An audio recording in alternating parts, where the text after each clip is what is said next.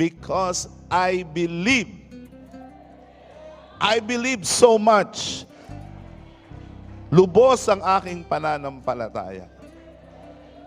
Dito ang aking ikinabubuhay, dito rin ako mamamatay sa pananampalataya na ang mensahe na ibinigay ng Diyos sa akin at sa iglesia ay ang mensaheng tutugon sa lahat ng problema ng tao.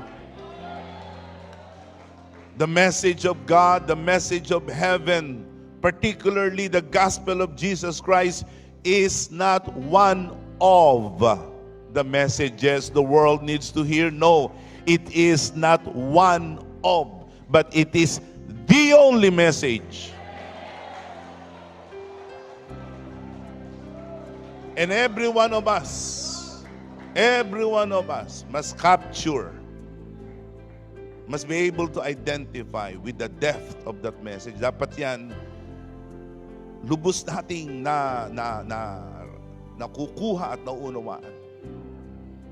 Na yung mensahe natin, lalo na ang mensahe ng Ebanghelyo sa sanglibutan, yan ang sasalba.